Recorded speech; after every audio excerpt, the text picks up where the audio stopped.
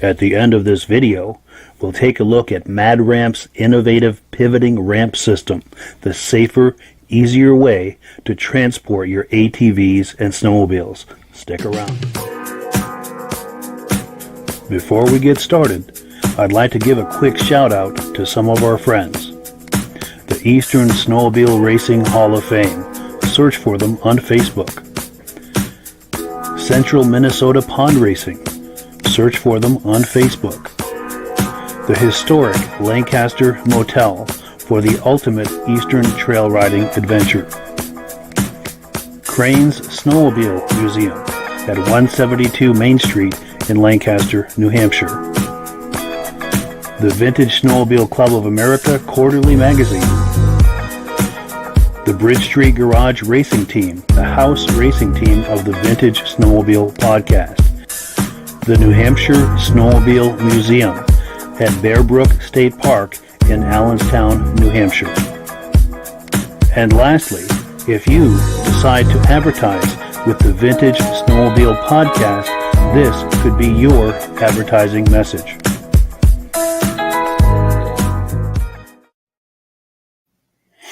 Good evening and welcome to the podcast. I'm really glad you're here tonight. If you can see my face and hear my voice, I'm going to ask you to leave a comment in the comment section. Let me know whether or not you can see me and hear me, and let me know where you're viewing this from. Also, let me know whether you're a first-time viewer or a regular viewer. Now, to our first-time viewers, thank you so much for coming on to check us out. We really appreciate it. Hope you enjoy it and decide to join us here each and every Thursday night at 9 p.m. Eastern Time. To our regular viewers, thank you so much for being a part of this each and every week. You guys are the ones that make this possible, because if I didn't have a regular following with this, I would lose interest and just stop doing it. So you guys are the ones making this possible. I thank you so much for that. We're going to take a couple of quick comments, and we're going to get right into the program. We have a live guest waiting for us, which I'll tell you about in just a moment. But let's take a couple of quick comments first. We've got Robert Longshore. He's saying it's awesome and he loves it. Well, thank you so much, Robert, for coming on. We appreciate the compliment. John Spranger Jr., regular viewer from Eland, Wisconsin. Thank you, John, for coming on. We appreciate it. Sorry, I'm having trouble with my interface here. Nick Kafa is regular viewer from Shelby Township, Michigan. Nice to see you again, Nick. We have Rick and Katrina Dumont, says loud and clear. Thank you so much. And we have Brian Van Heverbeek. I was just messaging him with earlier today. He says he can hear us loud and proud from Mount Bridges, Ontario. He's a regular viewer, and he's going to be coming on in early January to show us his Arctic kitty cat collection, and I cannot wait to get into that. And we've got, I'm going to do just a few more here, and then we're going to get into our live guest because we do have someone waiting for us. We have John Graber, says he can see and hear us from Clear Lake, Michigan. Thank you so much. Our good friend Jim Layton says, sounds great. And he's in Northern Maine, and he's here again. He's a regular viewer, and he's also been a guest on this program 3 times. One more, and we're going to get right into the program, but I'll continue to pop these comments up on the screen as we're talking to our guest, but I don't want to keep him waiting for a real long time. We've got Robert Longshore from St. Cloud, Florida.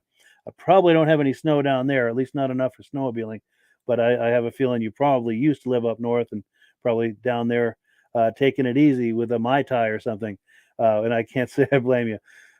So let's switch screens. This is what we have on tap for you tonight. We've got Midge Rosebrook, who I'm going to be bringing on here in a moment. I'm going to give him a proper introduction here in just a moment. But before we do, I wanted to call your attention to item number 2. If you were here 2 weeks ago, you were here for the open line show and tell segment of the program. And during that segment of the program, I paste a link into the comment section and invite people to come on for some live show and tell. And I'm going to show you the guidelines for that. We'd love to have you come on, but I do ask that you have something vintage snowmobile related for show and tell. It can be sleds or trophies or artifacts, old snowmobile clothing from back in the day. Number 2, we'd like you to hold your camera horizontal for a wide shot. Number 3, the obvious stuff, keep it clean, no nudity, profanity, etc. Number 4, it's okay if you're selling something, but it does have to be related to vintage snowmobiles. Number 5, please keep it positive, no bashing of people, businesses, etc. So, without further ado, let me get back into the right graphic here. Going to introduce you to our guest. Now, this is Midge Rosebrook. If you are a regular viewer of this podcast, this is someone who is not going to be a stranger to you. He's been on here many times, just not live. We've had videos with him, and he is the founder of the Eastern Snowmobile Racing Hall of Fame. Now, 5 years ago, the Eastern Snowmobile Racing Hall of Fame was just an idea that woke him up in the middle of the night. And fast forward 5 years to now, this is a thriving organization that is very busy and very active, honoring those racers, those Eastern racers from yesteryear that we all love. So let's bring him on. And Midge, how are you tonight? Good evening. Good evening, Mike. Good evening, everybody. Yes, it's wonderful to have you on. Thank you. I was talking to Mike earlier before we went on the air. It's usually past my bedtime, but I'll tell you what. If Mike LaPierre wants me to stay up at 9 or 10 o'clock at night to do a podcast, this guy is going to do it. So Mike has gone above and beyond for us, and it's just a small thing that I can do for him. Wonderful. And back at you. We appreciate everything you do with the Hall of Fame. It's been a wonderful collaboration. And it's just, even just taking what I get out of it personally, it's just a wonderful way to honor and celebrate all of those wonderful racers of yesteryear that we all love. And it's something that I'm happy to contribute to and to do what I can to help the advancement of it. Yeah. We've loved every minute of it. Yeah, for sure. Yeah. It's a good thing that we're recognizing the people of the past that we used to watch race years ago, in what I like to call the golden era of snowmobile racing in the 70s and the early 80s, 60s, 70s. And sure. They're the guys that got it done. They're the guys that we stood out in the cold watching for years.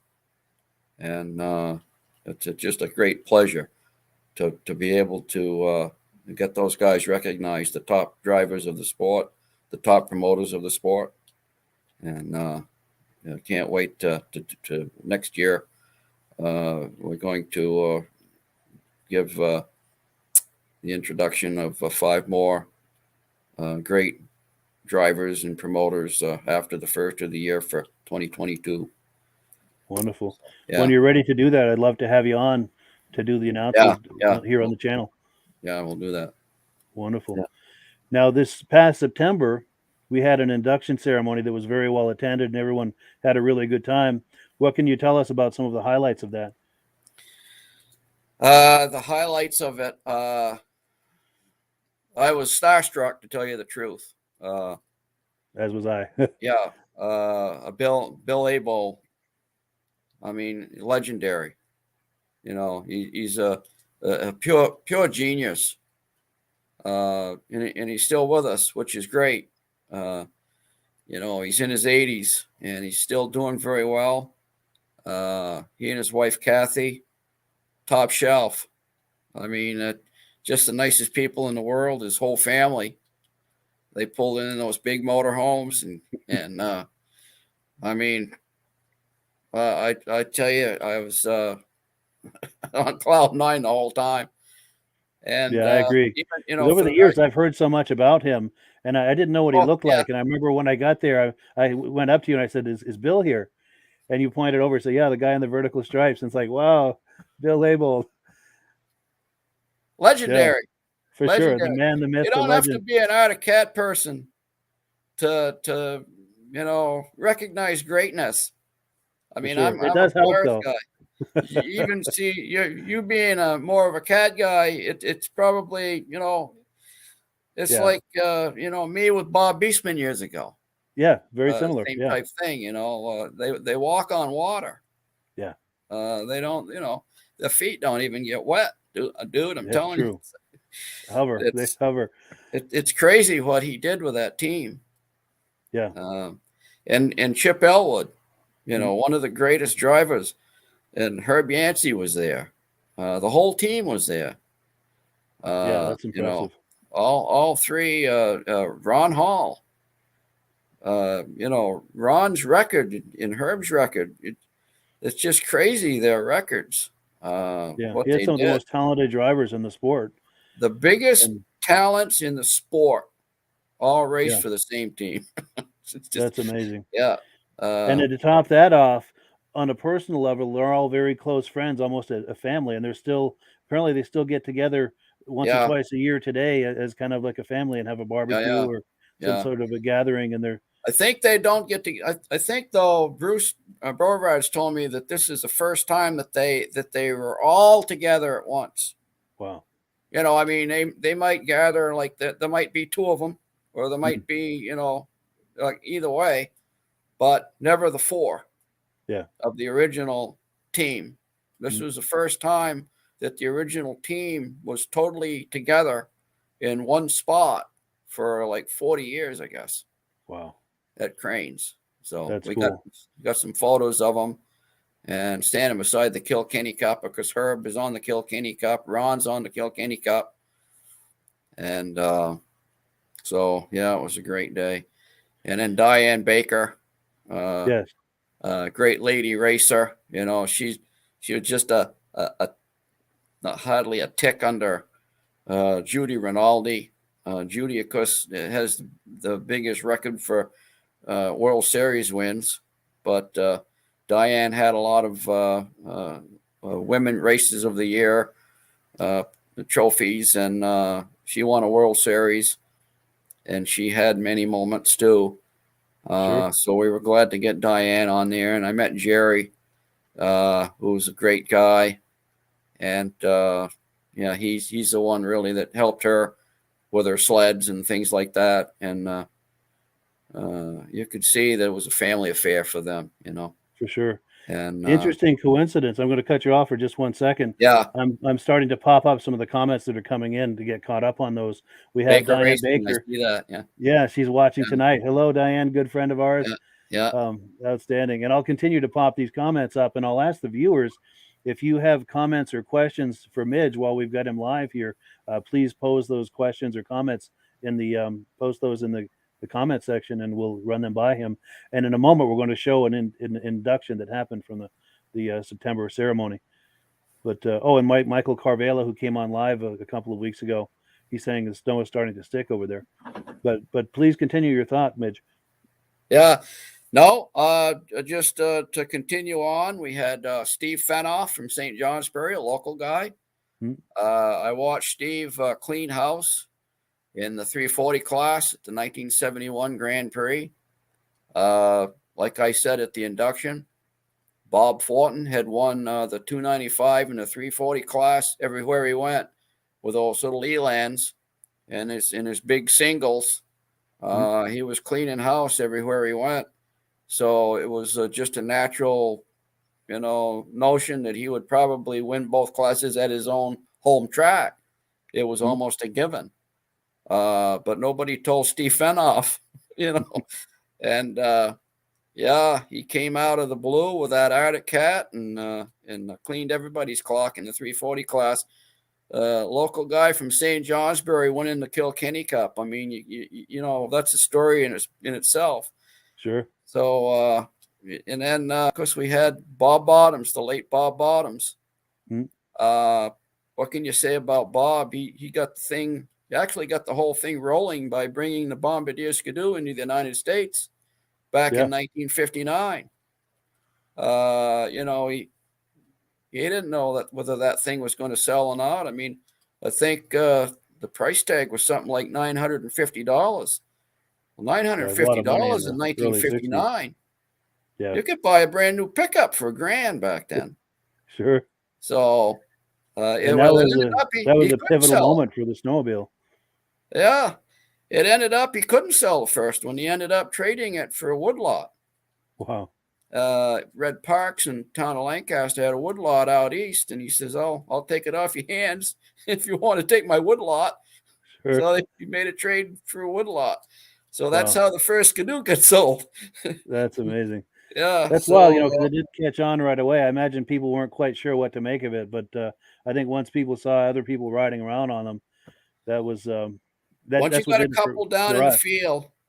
Once you saw how much fun it was, and you know, J. Armand Bombardier originally built that for trapping and large logging operations. He built it to replace the sled dog. For trappers and things. I don't think he even saw the recreational aspect of it. But it certainly, it became a recreational sport. I mean, so, you know, trappers did use it back in the early going, but it became one of the biggest, fastest recreational sports in America. Yeah. By the early 70s, it had exploded. Everybody had at least 2 or 3 in their driveway. Yeah. Every family had 2 or 3 sleds. Yeah. Yeah. So I think at the time, back in the early 70s, I think Timberland Machines was peddling like 10,000 Skidoos out of that warehouse every year. That's amazing. Oh, it's an amazing amount. Yeah. So so Bob Bottoms, and that did we cover the 5? I think we did, and in the interest of time, I've got the Bill Abold clips lined up. So there's 3 clips. I have a minimum of 5 minutes per clip, so I've got 3 clips. The first one is you inducting him. Any quick comments on that before I roll that clip? Just to reiterate, how I don't know how I got through with him standing there beside me. I mean, it was like a out of the body experience, if you will. It was just I crazy. agree. I was starstruck with him as well. Yeah. And I had a chance to interview him myself one-on-one in his motorhome, and I was starstruck with that as well. Amazing man. And I'll play that clip in a couple of minutes. Yeah. But let's roll that clip of you inducting him. Okay. Well, Mr. Bill Abold, please. Abold, I made a mistake already. And Mrs. Abold, please come on. Yeah. I don't think he would have done what he did without your help. So that's a fact, right? All right. I usually have him seated when we read this, but what the heck? You guys want to see Bill Abold? This is a good way to see him right here. William Bill Abold, inducted into the Eastern Snowmobile Racing Hall of Fame 2021. Engine, chassis builder, team owner.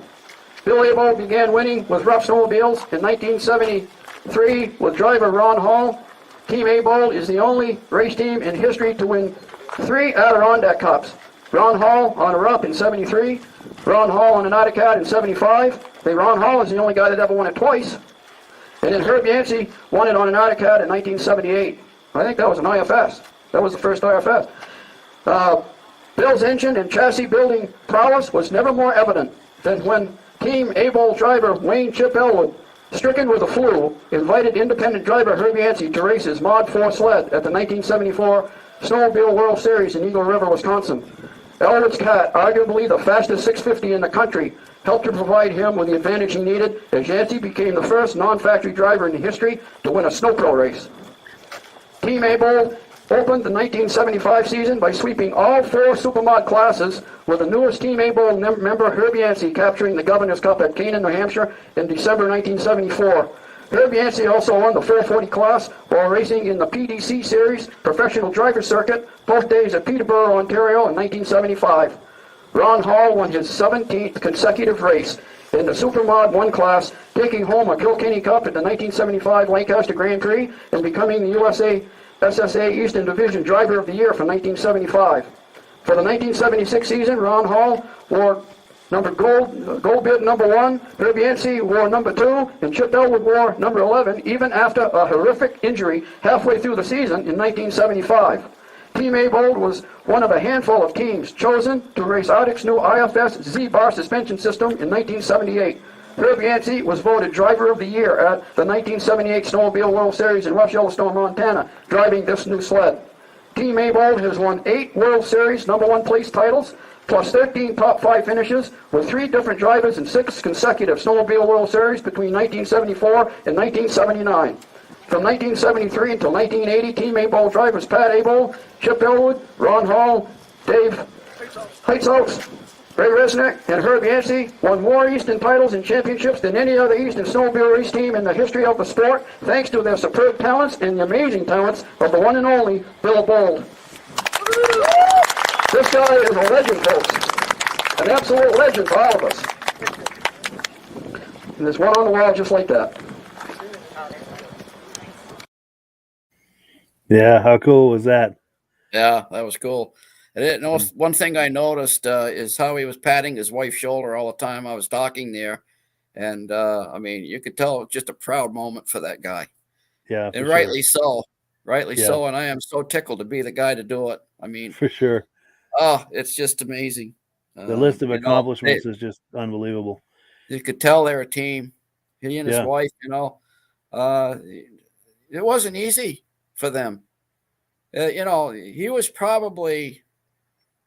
probably burned the midnight oil more than just about anybody to be able to stay ahead of the game like he did. Yeah, to be on top of that. How often would he drag in at 2:00 in the morning, working out in the shop, and his wife supported that. Yeah, that's a lot. Just that could put a strain on the wives really need to be. They're the unsung heroes in this whole thing. For sure, because if they're not on board with it, it's not not sustainable. No, and you could tell she's just as proud as he was there. Sure.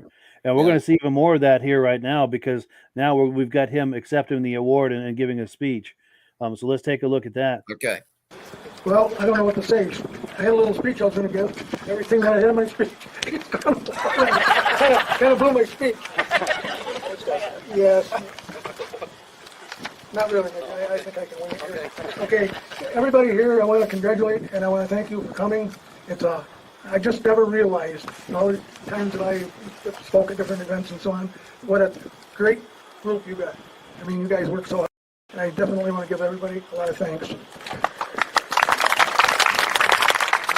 After many phone calls, I got a lot of information, but the most information I got was sitting right here today. Everybody could enjoy it as much as I'm enjoying it. You'd have the whole parking lot full of people. But you got a pretty good group today. I come from a long history of racing, that's for sure. You can tell by my looks. We've had a racing family since we started. And part of our family and a group that Midge was talking about, our whole race team was a team. And the team was very, very important to us. And I'll tell you, I myself enjoyed every minute of the races. All the people we met, a lot of them here today, was impressive. But one of the most things that I respected and I learned a lot about was the induction when Bruce called me that I was going to be inducted in the Hall of Fame this year. I was both excited and humbled to be a candidate. I was also very impressed with the history of the group of the special people that have already been indicted. Indicted. Yeah,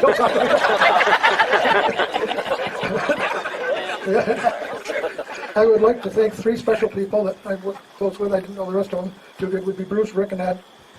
These guys both talked to me several times and so on, and it was a pleasure. Thank you. Team Mabel was racing sleds about 5 years before the Arctic sponsorship. I started drag racing Scorpions in the summer of '69 and went to Rupp in '72. Rupp, New York was impressed and asked me to build a winter sled.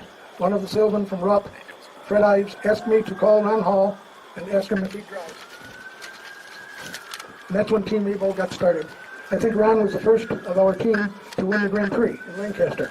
He won the Bluebell Cup that year and the Northeastern Championship at Malone, and he ran with the Rupp.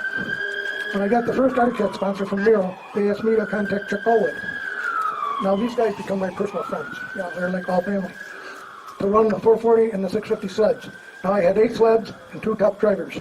Ron and Chip began to set records right away. After that, we won several races that Team Arctic was at. One in particular was the Weeksburg 50-lap championship. Chip set a track record that lasted 20 years. Ronnie, he won the 50-lapper with 4 laps in the lead. That was impressive. I couldn't get over it. We all went to dinner later, and Arctic came to and got me on the back, and I said, well, the first thing they said that kind of got me mad is, you should have Ronnie Hall to get on an exercise deal. And I thought to myself, 50 laps, 4 laps in the lead, you might better practice what you preach. Yeah. I didn't have a lot of couth in those days.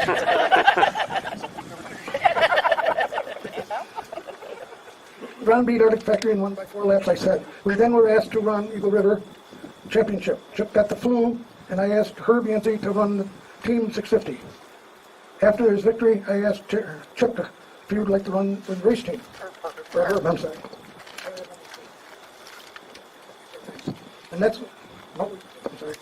At Bangor, Maine, this left Herb and Ron to fight the battles. Some of their victories included 5 Snow Pro Series circuit wins, 8 World Series titles, 3 Adirondack Cups, 2 Eastern Championships, and several Drivers of the Year awards, and I can't remember them all, so forgive me. At 16 years old, my oldest son Pat jumped from the junior class to senior class. He was the youngest to ever qualify at Eagle River for the World Championship. He raced for 4 years before that, and by that time he became a pretty seasoned driver. He took a second place at 75 Wheatsport World Series and won both classes in the Malone Northeast Championships that year. He was ranked top 5 in the 340 class. I would also like to recognize 2 of the people that diligently worked on the sleds and kept everything in the tip-top condition at all times. Al Conklin and Charlie Hemans. They were my tech guys. And they not only did they work many hours on the sleds, they also stayed many hours in that old school bus that we used to drive to the races. The dedication of the team, and I want to emphasize that word team, has produced many wins and championships. Thank you. Special thanks to my family for all the times that they've been with me. And along with that, they always stayed, they always helped. I will cherish this day, and I'll just cherish it forever. Thank you, everybody, that made this day possible. Thank you very much.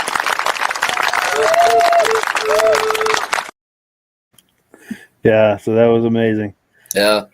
And, No, it brings it all back, and to have, Bill Bull, the things that he did throughout his career, to say that he cherishes that moment forever, it just means something to these people.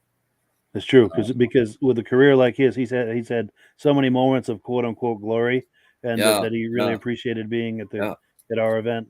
This caps it off. It does. This caps it off. This tells everybody for in the future generations that these were the best of the sport. Yeah, for sure. The Hall of Fame, you can't get any higher than the Hall of Fame. True. That's why they have a Hall of Fame for baseball.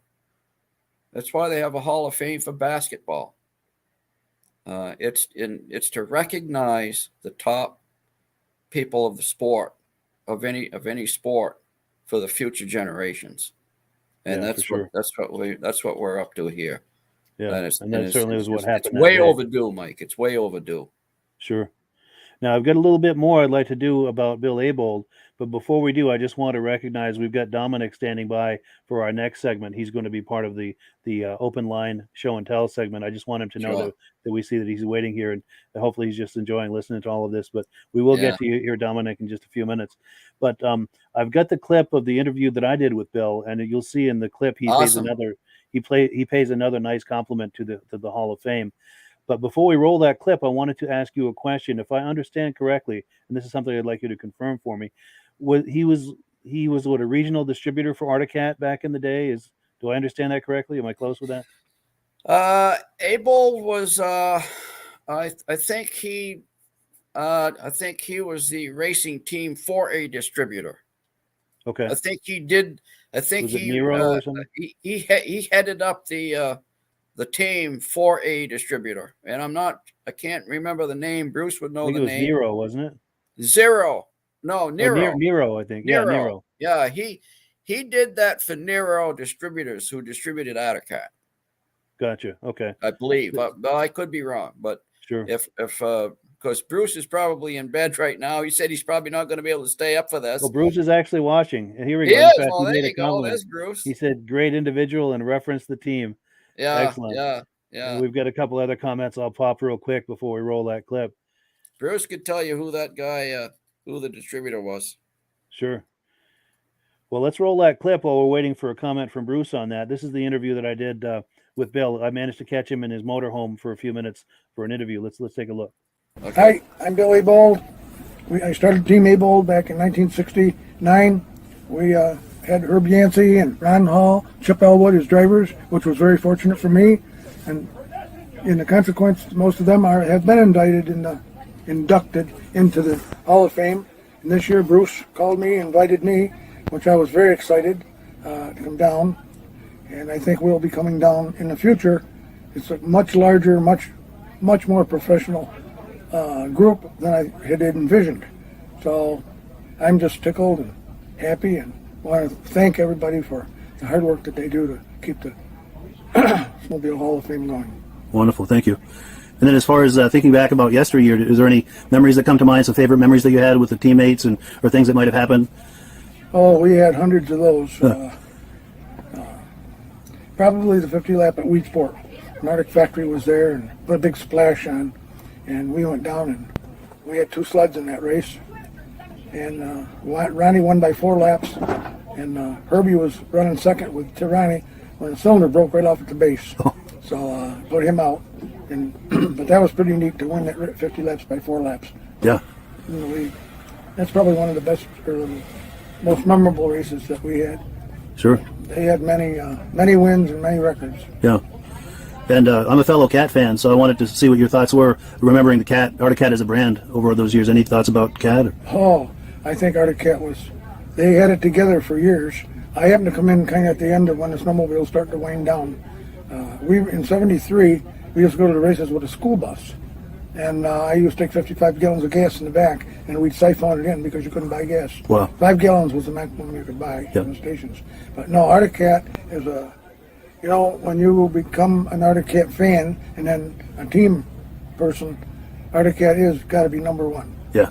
They were a very large company at that time, and they built products like a couple of the other manufacturers. They're still there, outrunning today. Yeah. So, no, I'm a very good fan of Arctic Enterprises. Then and now, still very loyal.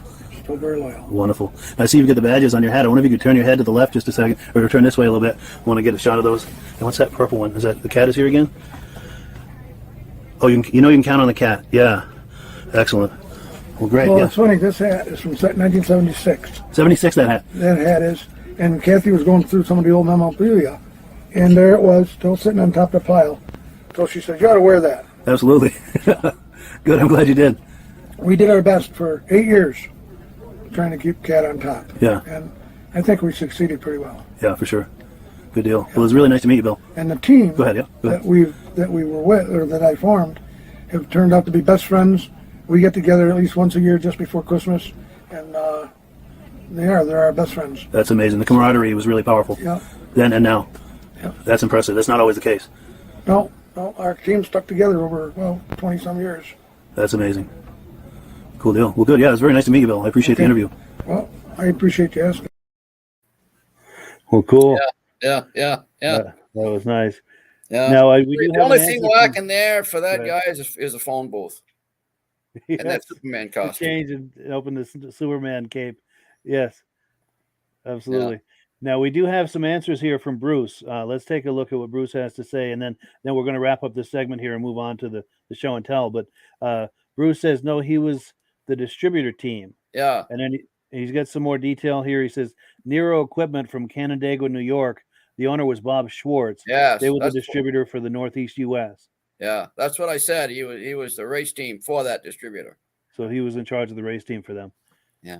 Gotcha. Okay, that puts it all together for me. Yeah. Well, good. Well, yeah, I thank you so much, Midge, for coming on tonight. Any final thoughts for our viewers before we move on? Or yeah, no, I enjoyed this, and yeah, we can do it again. Maybe not every week, and you probably don't want me on every week, but occasionally. Sure, but I would like you to be a regular on here every now and then. We'll for just sure. pop in. Yeah. And anytime you have something to report about the Hall of Fame, for instance, the inductees, and also you have a wealth of stories of racing and so forth from yesteryear that are always great to hear. Yeah, I like to put a little story in with a photo once in a while on our Hall of Fame page, and it seems to work out pretty well. Yes, yeah, those are nice. Those are really nice. Yeah. In fact, I encourage people to search on Facebook for the Eastern Snowmobile Racing Hall of Fame. They have an excellent group with all sorts of anecdotes and information about racing from the past. If you enjoy racing of yesteryear, especially from the East, that's where it's all documented and celebrated. Also, before I go, Paul Crane is going to have a snowmobile show on February 5th, was it? Yeah, the first Saturday. Let me look on my calendar here. February 5th, I believe. Yeah, the 5th is the first Saturday. Yes. So he is going to have a snowmobile show at the museum. It's going to be, I think it's always a free of charge deal. You just bring your sleds in. He passes out trophies, and it's just a donation only deal. That's how it's always been. And you guys will be able to get to see the Hall of Fame wall and look at all the people that we've inducted so far. And, yeah, there's a lot there to see between the exhibitors that show up, and then you go in the museum and there's over 100 sleds in there. And like you said, there's a corner of the museum devoted to the Hall of Fame. There's just so much to see. So if you're in northern New England, it's worth the trip to Lancaster on February 5th to check that out. It's a Crane Snowmobile Museum, by the way. And Michael, probably you'll be there and I'll be there. Oh, yes. And, so. Unless I've been hit by a truck or something, I won't miss it. I never miss that show. I'm a small target, but still, All right. Well, yeah, thank you so much, Midge, for coming on. I really appreciate it. Great deal, Mike. All right, we'll talk to you soon. Good night. Good night. All right, well, that was a lot of fun. Really appreciate Midge coming on. I've been trying to get him on for quite a while. We had a couple of technical issues to work out, but we did that yesterday, so we were able to have him on tonight, and I really appreciate him doing so.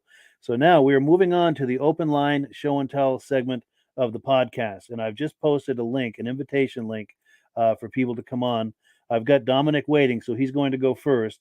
There are a few guidelines, though, if you're planning to come on, and here they are. It has to be related to vintage snowmobiles. Got to hold the camera horizontal for a wide shot. Keep it clean. It's okay to sell, but it's got to be related to vintage, and keep it positive. No bashing of people, businesses, etc. So let me get into the right screen here. We're going to bring Dominic on, and Dominic, how are you doing tonight? I'm doing well. Thanks for having me, Mike. Well, my pleasure. It's really nice to meet you. Great. Cool. I appreciate the show, and I appreciate you having me. And you always have great stories. I've read the name Bill Aball before, but that was the first time I actually been able to put a face to that name. So that was pretty cool. Oh, wonderful, wonderful. I'm glad to hear that you enjoyed that. Cool deal. Now do I understand you're in Michigan? I am in Michigan. I actually used to be out on the east side with you guys. I lived in Kittery, Maine when I was stationed out there, so I've done quite a bit of snowmobiling. In New Hampshire, I loved the Bear Notch. That was one of my favorite spots to go ride, especially on the older sleds, because there was always a lot of traffic there. If you broke down, you had somebody who could tow you down the hill. For sure. Now, those images you sent me earlier today, I've got them ready to put on the screen. I understand you've got some snowmobiles for sale. Can I put these images on the screen and you can talk them up, what we're looking at? Sure, absolutely. Cool. Whoops, so this it's a 93 Yamaha Exciter SX. These were a 1-year machine. They just made them in 93. They were rated at 93 horsepower, so a little bit more performance than your standard Exciter. it doesn't run the sled. The sleds that I'm selling right now are project sleds. I'm just trying to thin the herd some. Sure. It does need some carb work. And then as I was loading it on the trailer today to go to a swap meet this weekend, I broke something in the steering. So the skis are kind of floating on their own right now.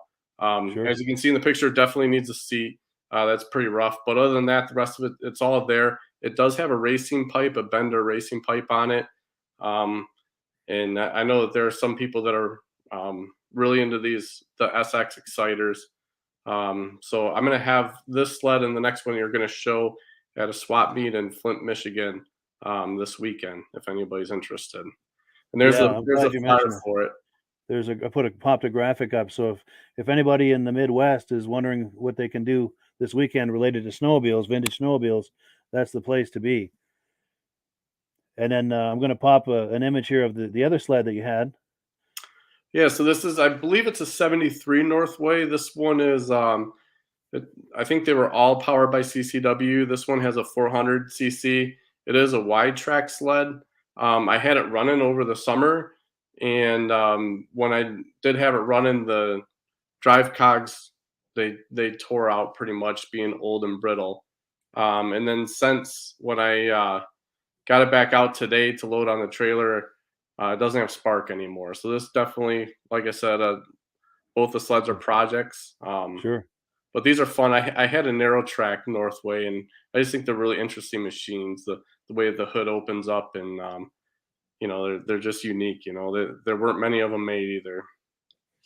For sure. Yeah, very unique. How were they to drive? I've seen them, but I've never driven one. How were they to drive? So I haven't rolled this one, and I kind of wish I was able to see how the wide track felt. I'll be honest with you, the narrow track one that I had, Bare Notch was one of the spots where I rode it. It would get stuck. Sure. But other than that, it was a bogey wheel. It'd feel pretty much like riding on a Skidoo Olympic from the same era. Sure. Similar feel, similar handling. And in fact, I think the tracks were the same as most of Skidoos. The patterns look Rubber the exact track. same on them. Nice. And then for anyone who's curious about contacting you about these, they can either hook up with you at the show in Flint, or I'll put the number on the screen here one more time, 757-912-2865. Yeah, definitely. And hopefully people come out to the Flint show, not just for the swap meet part, but they're also going to have a show there. And I know that the Lions Club, they're trying to raise money for the hearing and visual impaired. Oh, wonderful. So there's some good causes there that are involved with that. Outstanding. And I apologize. I'm not familiar with the lay of the land in Michigan. What is Flint close to? Is that close to Detroit, or what is that close to? It's a little north of Detroit. I'm sure you've seen Michiganders show the map. Yes. So it's a hand, right? Yeah. So it's kind of mid-Michigan. I'd say an hour from Detroit if you're in the Thumb area, roughly an hour. Midland, Saginaw is just to drop down from there. Nice. It's very close to where the A1 show is, the big A1 show that Michigan has. Sure. Good deal. Well, yeah, I really appreciate you coming on. Any final thoughts before we wrap it up? Or? No, I look forward to maybe doing this again when the snow flies. I'll get out some of the rest of the fleet and show some of those off. I don't have any trailer queens or anything like that. I have stuff that I ride and stuff I work on and fun stuff like that. So. Yeah, I would love that. Once you get some snow on the ground, if you get some yard riding going on, maybe have someone hold the camera and do some drive-bys. There you go. do keep me in mind for that. And I'd like to try to do this open line show and tell thing every episode if I possibly can, if I can generate some interest for it. So at the beginning of the program, if you're not sure whether or not that's happening, just put a comment in there and say, "Are you doing open line tonight?" And then I'll respond to it and answer, and I'll post a link in the description so that you can be ready. And I usually do the open line around 9:30, 9:35 or so. But yeah, I would love, once you get some snow on the ground, I would love to do that. And I want to check a couple of quick comments in case anyone's asking about that, about those sleds or. Yeah. Okay. Well, Jim Goccione is saying this is awesome. We thank you for that compliment. And also Casey Hage is saying, I'm going to pick up a 72 Arctic Cat Cheetah 340 on Saturday. That is cool. In fact, The Cheetah, the 72 Cheetah is the whole reason I'm doing this. When I was a kid, my father bought a 72 Cheetah 440, and that was it.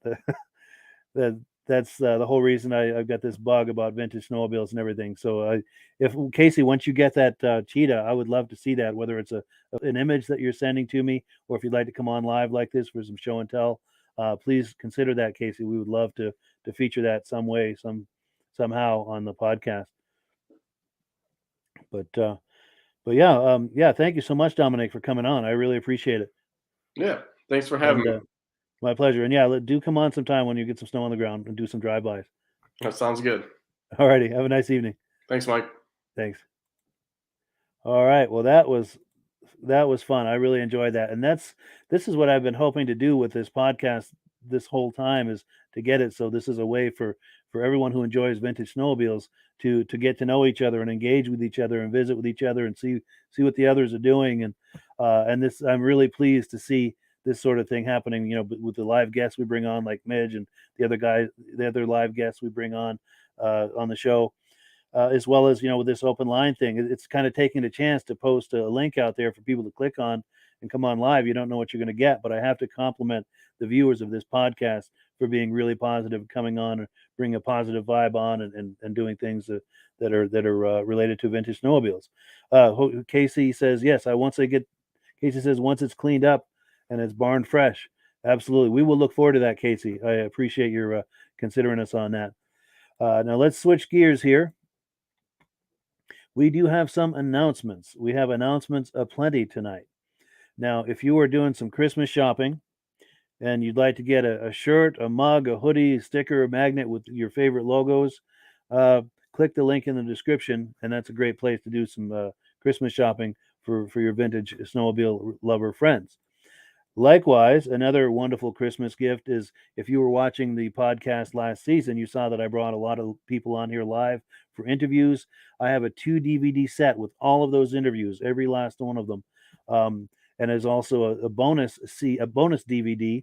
If you order soon, as soon as those run out, that's going to be it. But if you order quickly, clicking the link in the description, you'll get a free bonus CD. So you'll actually get 3 CDs, not CDs, I'm sorry, DVDs. And what else have we got for announcements? I was messaging earlier with Mike Mayhar. You've seen him on this program several times. He shared with me the schedule for Central Minnesota pond racing. So if you were in the Midwest and thinking about taking some of that in, these are the dates and locations so you can know where to go and when. We also have the first weekend in January. This is one of my very favorite shows. There's a vintage snowmobile rally in central Vermont. It's on Lowry Road in Washington, Vermont, Saturday, January the 8th. It's just a little over a month away. This is a wonderful, wonderful show. And so wonderful, in fact, that what I'm going to do to help promote it a little later in the program is I'm going to play some videos that I've done doing interviews with people previous years at that show. And what else have I got for announcements? We've got... Also, I was in touch earlier. I was messaging earlier today with Joe Pack. This is his 1979 Yamaha SRX 440. He's got a few different shots of it he sent to me. And I always enjoy seeing these kind of things. So if you want to send me images or videos or anything like that, I'm going to put up an email address. This is where you're going to send it. That is not where you're going to send it. That's my website. You're welcome to go there and check that out. But this is the email address. If you have images or videos, or if you want to talk to me about something you'd like to send me or talk about on the podcast, please send it there. And I actually owe a lot of people an apology. I am way behind in looking at the emails that people sent to my Facebook page. If you send it to me on Facebook Messenger to the Vintage Snowmobile Lovers Facebook page, I owe a lot of people an apology because I've got a backlog of emails I have not looked at yet, and I'm very sorry about that. Over the coming weeks here, I plan to get to those and the questions and things that they're asking or sharing with me. I'm going to start sharing them here on the podcast. So I want to make sure I've taken care of all my announcements. I'm just looking at the interface here to make sure I got them all. Looks like I did. What do we have next? You heard me mention a moment ago about the pardon me, about the Washington, Vermont Vintage Snowmobile Rally. This is put on by the Snow Flyers Snowmobile Club. Let's take a look at some footage from 2019 at that show. The people are getting set up. Exhibitors are unloading things from their trailers, and this truck pulls up. This big truck with an enormous trailer pulls up, and everyone's gathering around thinking, well, he's got a whole bunch of sleds in there. Well, he only had one sled in there, and it was massive. It was a 1948 Bombardier snow coach. Let's take a look.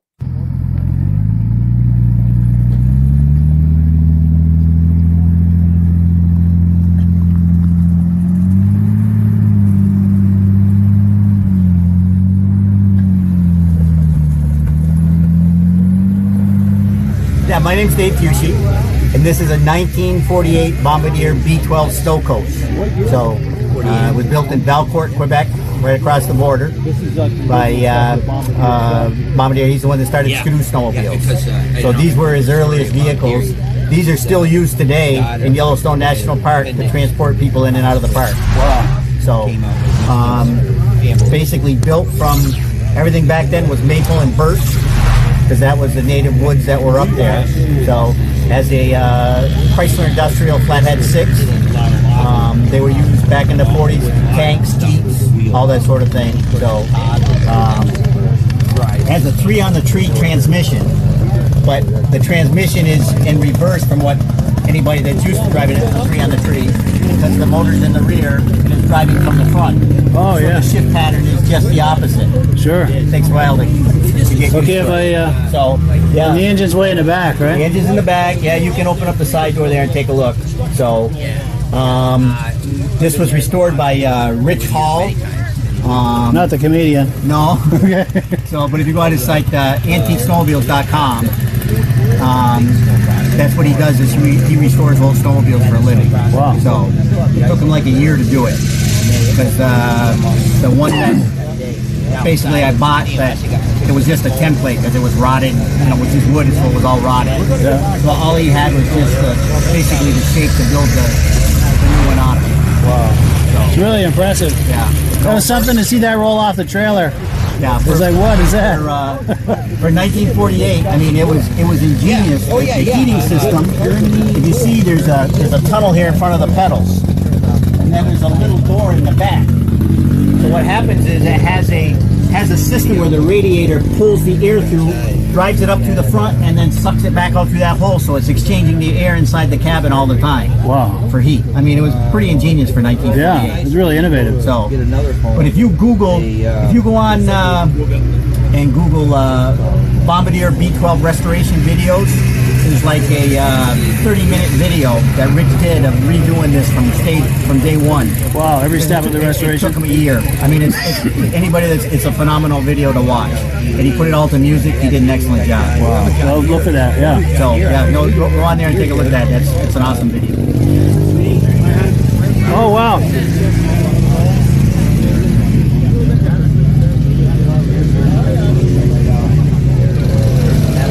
Huh, that's impressive. Yeah, he did a beautiful job. Yeah, seriously. And he said it's birch and maple?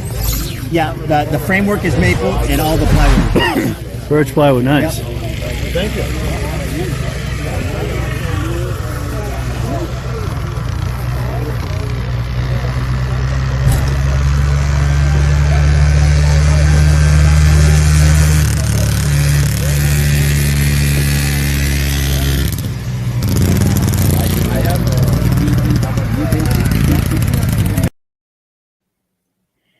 Yeah, so that was at the Washington, Vermont Vintage Snowmobile Rally in 2019. I don't know if he's planning to bring that at the next one that's coming up on January 8th, but you never know. And even if he doesn't bring that, there are a whole host of wonderful sleds there to take a look at. Now, I noticed while we were watching that video, another comment came in with details about an upcoming show. John Fuchs is telling us there's a Vintage Snowmobile show Saturday at the Ephrata Rod and Gun Club, 372 State Highway 67, Ephrata, New York. It's a show and swap with food and beverages, and there's also a place to warm up if your feet start getting cold. So yeah, thank you so much, John, for sharing that with us. That's the kind of stuff we like to see in the comment section. Also, if people have sleds for sale, things wanted, technical questions. I'm not that technical as far as repairing snowmobiles, but there are plenty of people viewing this who are. So if you have a technical question about something, oh, that reminds me, in the announcement section, I forgot. Someone had, okay, Pat Bubnez. I hope I'm pronouncing that correctly. If I'm not, I apologize. He's looking for a right rear bogey wheel for a 1985 Polaris. He's wondering if anybody knows where you can find one of those. So if you know of such a part, please post it here in the comments, and I'll ask Pat to monitor the comments here over the next few days, maybe over the next few weeks, because this video lives on social media for quite a while. So new people could be viewing this over the next week or so. And if they're leaving comments, you don't want to miss them, Pat. Maybe check in periodically over the next week to see. And then we've got Alden Banks says they were a workhorse for sure. I think he's talking about the that snow coach. Absolutely. So what have we got next? We've got now, if you watch the first show of the season, the first podcast of the season that I did on October 7th, I did a video of Ray Parenteau's 1973 Rupp Magnum 440. It was a race sled that was a barn find. Now, that video wasn't playing correctly because it was choppy, and I have an issue with any kind of videos that are longer than 5 minutes. They're choppy, and there's a reason for it. I don't want to get into all that, but what I'm going to do is a do-over for Ray because he's a friend of mine. We're gonna break that video up into 2 parts. That way, we're under the 5-minute thing, and not getting into that whole choppiness. So let's take a look at part 1 of his barn find. Yep, my name is Ray Parenteau, and I live in Derby, Vermont. And this is a recent purchase. What we have here is a 1973 Rupp Magnum 440. I acquired it from a gentleman in Connecticut. It does have some bruises on it, but this is a true barn find. Everything on this sled is as should be. You can see it has the aluminum skis. Correct shocks. The seat is the original seat. Near perfect condition. The only thing that is not original is they converted it to a Mikuni carburetor setup. It should have Tilliston carbs on it, but from what I understand, and I've had this thing running, the Mikuni setup is much or more friendly to tune. Yeah. I had the one Tilliston carburetor. I got a brand new old stock carb, and he said, "Good luck finding the other one." The gentleman I bought it from, but it's got some kind of cool features this sled has. Now, this was a race-only sled. If you look here, you see the thing. So when you look this thing over, it's cool as hell because it's just so simple. I mean, you've got an engine mounted here. There's no wiring on the thing. No headlight, no tail light. No, this is your wiring right here. You got a coil. Let me come around this side. This is it for the wiring. Yep. When I got the thing home, I went to fire it up, and I called the gentleman up. His name's Tim, and I said, am I missing something? Is there a kill switch on this thing? He said, oh, yeah, your tether switch. This is your kill switch right here. He said, the sled was running fine when I parked it. He said, this is your on and off right here. Really? Just as simple as that? Yeah, that's your kill switch. Well, do that again if you would. It's, I had it, this thing actually screws into that, so you would have this around you. Oh, yeah, it's a tether, yeah. I believe it'll pull it out, and I don't know. I'm assuming the cable's supposed to come with you. Yeah. And, of course, your tag and your Speedo. Yeah. So I was talking to one of my other friends about this sled, and he's kind of a rough guy. He's out in Deer River, Minnesota. And he said, oh, yeah. He said, you know what's cool about that sled? He said, look at your throttle. I said, what do you mean? He said, your throttle it's on like this. It's on the front. It's not like that. The fingers instead of the thumb, yeah. Yeah. And I said to him, I go, yeah, you're right. And he said, yeah, well, that thing was designed to do one thing. Go really fast. You just pull it on it. Yeah. And Stinger exhaust. I've had it running. It's loud as hell. So let's look at part 2. So I get the thing, and the gentleman told me, he said, it runs. He said, I had it running. I had it idling. He said, you're going to want to do some work with the throttle because the way the throttle is set up, you can't open those Mikunis all the way. So I said, Okay, that's fine. But he said, I rode it around my yard. He said, he was into the whole thing about it being a barn find, and that everything as is was correct. So I said to him, I go, well, I don't want to, obviously I bought the thing. I said, I'm gonna make it look like new again. That'll be my attitude here. I haven't got into it yet. I wanted to hear it run.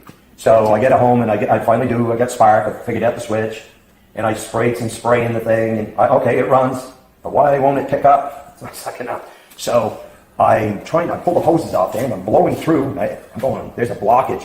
Well, that old gas, there was no gas. I sucked the gas out of the tank, and it was, it's got an odor to it, and it's discolored. I said, well, that's funny, it's not in hard form. But right at the bottom of the tank, right in your fittings right there, it literally was like cheese in there. Oh, wow. So I pulled the fittings out, and I literally had to clean them out, and it was hard resin almost. So anyway, clean the tank, put that in. I had the thing running, drain the gas back out of it. So I'll be tearing into this thing fairly soon. I don't really expect it to take very long to take it apart, but I want to polish the tunnel. I've got some new panels ordered and another hood. I don't know. Sometimes you wonder if it's sacrilegious to, okay, is it better off, this is the way it was, but I like my stuff to look shiny. I don't know what to say about it, but yeah, for sure. So, but and this is something that obviously you're not going to ride this thing on a trail. No, this is showpiece. This thing was a factory race sled. This is something you go to a show, you show it off, you fire it up, put it on a stand, rev it up, let people plug their ears, and it's. I believe in the day there was a gentleman by the name of Gene Bloom. That would have been Mickey Rupp's team driver, and he had. I've seen like 4 configurations of this sled, and Bill Stull restored one of these to replicate one of Gene's sleds. Sure, I know Bill. And now, actually, that's where the panels are coming from. Oh yeah, nice. Bill, Bill's helped me out with a lot of my other projects too, and he is the guy that knows. He is. You got some questions, you can shoot him a message and say, Bill, what about this? I was very concerned when I got the thing about those carburetors. I said, if you want something to be time correct, do you want the Tillotons on there? Which a guy could have, but he said there were a lot of those that got converted over to the Makunis just because it's such a smoother running thing. It's so much friendlier to operate with those. So yeah, I believe that'll be the way I go. So, but I enjoy reading this decal. I don't know if you noticed that decal right there. I did not. Let's take a look. That pretty much sums up the whole thing about this sled. Yeah, that's cool. I mean, it's right there in front of you. So when you come out and you look at it and you say, "Okay, I guess I know what this is all about." Obviously, you're not doing anything with it except, from what I understand, 90 to 100 horsepower is what this thing could have produced. Wow. And that seems like a lot, but that's what I read. So whether that's correct or not, I don't really know. But that would make this thing move, I'll tell you. Yeah. Well, the thing is, it's all aluminum. I mean, everything's aluminum. It's not very heavy. I loaded it by myself from a ramp. I'm going, man, this thing doesn't weigh very much. And, obviously I don't want to break anything, so there's no real bumper on it, so you can't really just muckle onto the thing, but it's I'm sure it'd give a good ride. Yeah. Sure. So, cool deal. Yeah, it'll I'm looking forward to having it. My wife says to me, what do you have this thing for anyway? What do you do with that? I said, oh, that's eye candy. Cool. Yeah, that was Ray Parenteau from Derby, Vermont. And the nice thing is he lives just 15, 20 minutes away from me, and I need to be in touch with him and to see how he's making out with that restoration project. I ran into him at a show, the Bethlehem show, and I think it was the second weekend in October in Bethlehem, New Hampshire, and he'd mentioned he'd been working on it, and I'd like to see how that's coming along, and maybe go up there for another visit after the holidays for an update. And I'm sure you guys would enjoy that just as much as I do. We're going to take one more comment, and we're going to take a look at the last video. We've got Alden Banks. We already did that one. Alden Banks again. What kind of motor? I think on the that Rupp, I think it was a 440, and I don't know Rupps enough to know. I'm afraid I can't answer that question. I apologize, but if you replay that, there's probably some detail there. But we've got one last clip for you. Let me do the graphic first. Item number 6. This ran into a gentleman named Nathan. He had his father's 1978 Polaris TX340, and this was at the 2020 Washington, Vermont Vintage Snowmobile Rally. Let me pop that graphic again, because if you were in central Vermont first weekend in January the 8th. Love it if you could join us. That is a really fun show. That's one of my favorite shows, that Washington, Vermont show. It's right in central Vermont, not far from the state capital. I guarantee you, if you show up for that, you will not regret it. So, without further ado, let's play another video, an interview that I did at the 2020 Washington show. So my name's Nathan. This is a 78 Polaris TX. My grandfather was actually a Polaris dealer and a bunch of other oddball brands in the 60s and early 70s in Hardwick, Vermont. And this is my father's sled, and he, of course, was all around those sleds growing up at the dealership. And grandfather got out of it around 75, and this was kind of the sled, the big boy sled that he never got to be around, never got to test. So when we found one a couple years ago, he had to go have it, and I actually got the finder's fee for it. So nice. That was good. So, yeah. Excellent. And your dad was mentioned, and you can start this by turning the clutch. I have before. I can try. Sure, yeah, I'd love to see that. This is your dad here, right? Yes.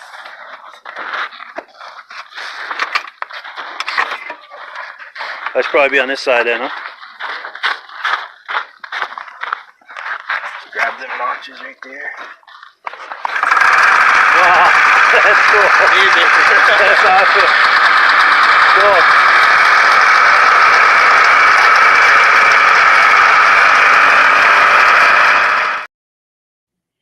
Yeah, that was fun. You meet the nicest people at these vintage snowmobile shows, and the Washington show is no exception. A lot of really cool people that show up for that, both the exhibitors and the people that are there to view. Now, we've got a few last comments before we finish. Doug Reinstra, Tai Hatsu. I'm not sure I understand what that means. Armin Buto, he's a Rupp guy. I bet he... Oh, okay, he's answering that question, and he's answering my question I had too. He's saying that Ray Parenteau sent him a photograph of the finished sled. It came out super. The motor in that Magnum was a Kohler free air. And Armin Buto has also got a really nice collection of Rupps. I've done interviews with him in the past at shows, and he's got some really nice stuff. Definitely a Rupp guy. He likes the other brands too, but he is a Rupp guy for sure, as is Ray Parenteau. And that Rupp we were looking at with Ray, that was just one of about a half a dozen really nice Rupps that he has. I've run some of the videos of those other sleds on previous episodes, and I'll do some of those sleds on future episodes as well. And the next time I go up there to film, hopefully to see how that sled came out, we'll do some more video with him. He's got some great sleds, and he's really good at talking them up, really informative and interesting, and just a really cool guy to hang out with. So I think that's all we've got for you tonight. Let me switch screens here. I thank you so much for joining us. I hope you decide to join us here each and every week, every Thursday night. I always have something in this time slot. Over the holidays, over the week of Christmas and New Year's, I'll have a rerun. But other than that, unless I'm really sick or something's gone really wrong, my goal is to be on here live every Thursday night, 9 p.m. Eastern Time, all the way through the month of March. And then from April through September, I do reruns and come back live again next October. And I hope you will join us for all of that. So that is it for now. Thank you for viewing, and we'll catch you on the other side. Excuse me, my voice is running out of steam. Let's take a look at this word from our friends over at Mad Ramps. Thank you so much. Merry Christmas. Catch you guys on the other side.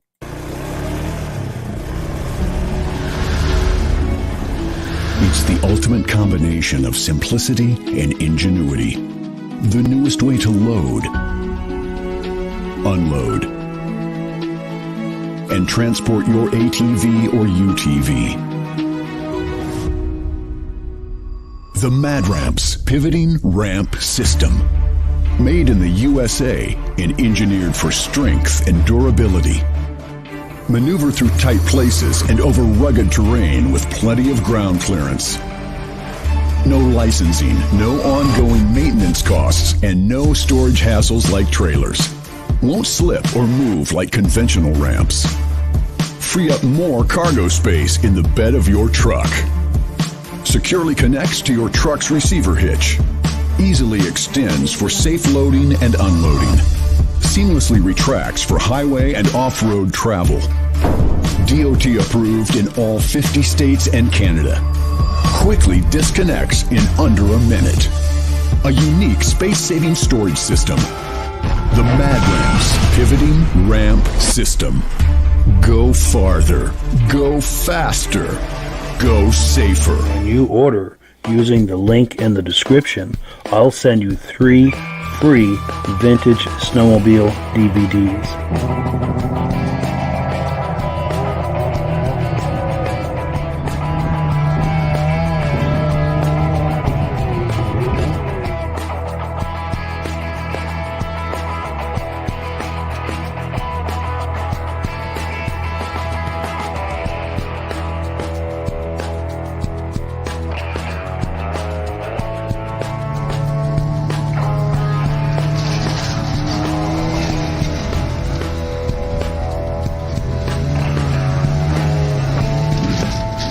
When you order using the link in the description, I'll send you 3 free Vintage Snowmobile DVDs.